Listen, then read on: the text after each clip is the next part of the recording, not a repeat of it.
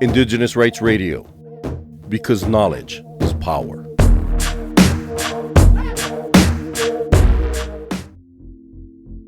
The United Nations Permanent Forum on Indigenous Issues opened its 25th session on April 20th at the United Nations headquarters in New York, marking the 25th anniversary of its founding as the unique multilateral forum for Indigenous peoples.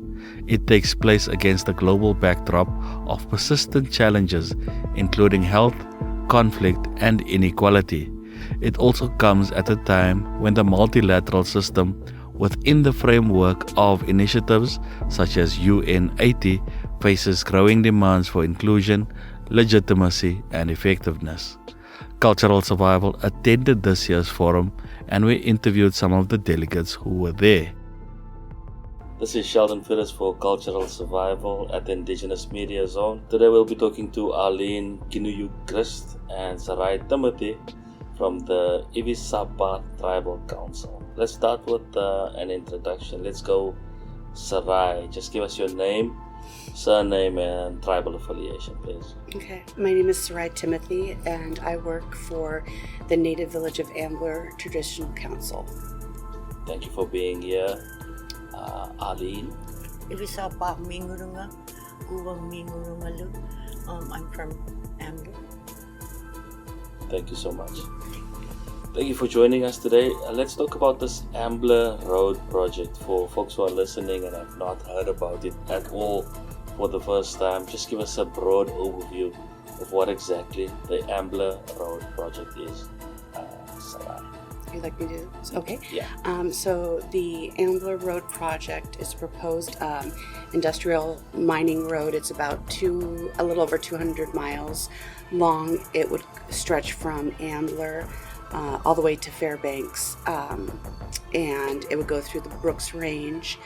And the issue involving this proposed industrial mining road is that it would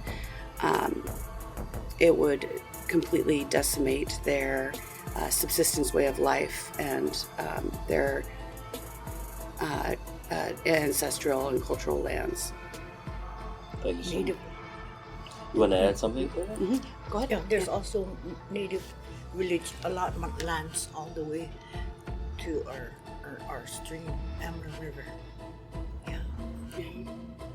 Yeah, and it's the Ambler River is one of the cleanest water, crystal clear, untouched water, and this road and any kind of mining projects that they would like to try to do throughout this road would completely destroy the freshwater and spawning streams for the fish. Okay, so I take it that they've started doing some sort of surveys. Can you talk to us? You've spoken a little bit about the impact that it will have on your ancestral land. So how would it affect your ways of life? How you live with nature and the animals, and how you grow your trees and plant your crops? Will there be any kind of impact like that? Yeah, it'll be impact. We're worried about the health of our children, our next generation, if they make that road. Plus the high cost. We don't know what their future gonna be. Yeah, and it would. Go ahead.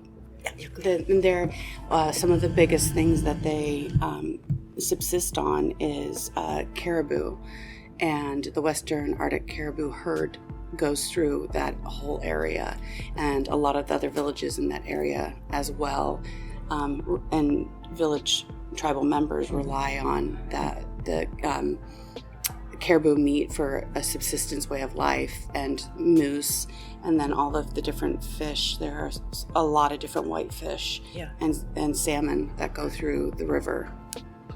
So what is the current status of the project right now?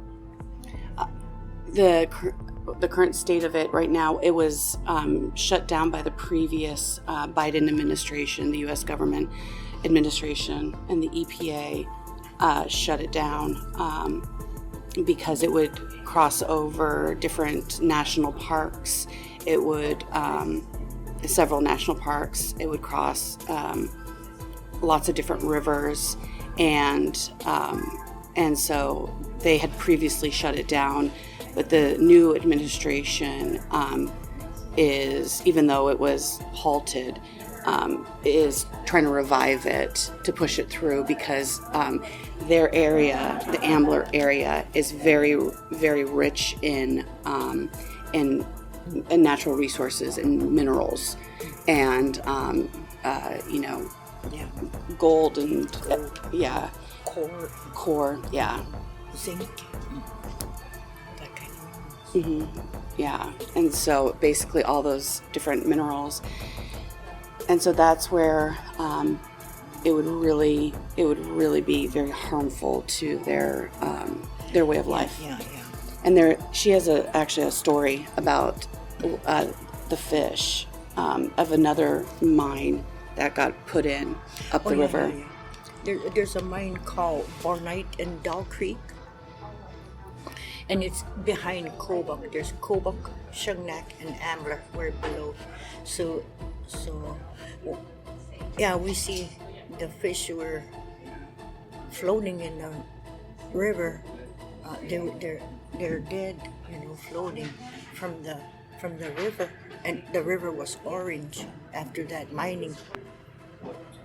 So we don't know where that orange stuff come from that's floating down the river on both sides of the river.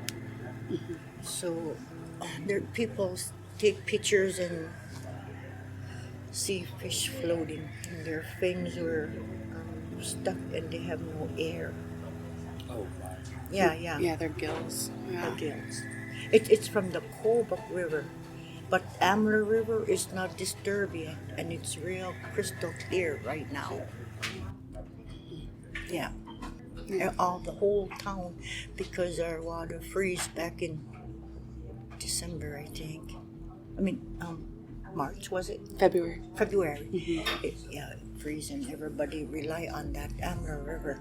For drinking water? For drinking water. Mm-hmm. When they go chop with chisel, every time each night it freeze, and every time we go pack water in the morning, we have to reopen the And it's pure water. Pure drinking water? Mm-hmm. Yeah. Yeah, from the Ambler River. I can imagine what that tastes like. Yeah. It must be very good. Mm-hmm. Yeah, it's wonderful. So what is... And that's the Caribou route, because there's a lot of people, not only from Ambler, Shungnak, and Kobuk. When it's Labor Day, that's when the Caribou cross, right? Labor Day, they go from north to south. Yeah. And there's Kotzebue people, Narvik people, Cayenne people. A lot of boats go upriver toward Ambler, where the Caribou cross, and they place themselves on the bank and wait for the Caribou to cross. And sometimes Ambler people, when they go hunt down their way, there's so many boats, sometimes they go home with nothing. So that's the Caribou route for spring and fall. So what is your hope for the future of this Ambler Road project? And do you think it's possible for your people to find happiness with this current situation, knowing that there is a possibility of development that's going to happen? Is there a way for your people to find happiness, or would you rather they leave it alone and leave you be? They would be more happier if they leave it alone. Yeah. Well, and the only thing there are, just so you know, that there are people that are in support of the road that live in those villages. The majority are against it, but the people that are in support of it are thinking about the short-term like potential jobs of, construction, whatever, for that. But that's a very short-term opportunity for income.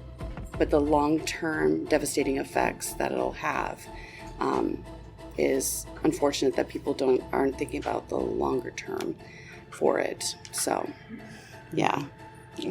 And also there's a lot of native allotments in our Amla River. Yeah, native allotments. It's land. Land. It's the land that they own. Yeah, it's land the federal gave us 160 acres back in 1971. So it belongs to your people?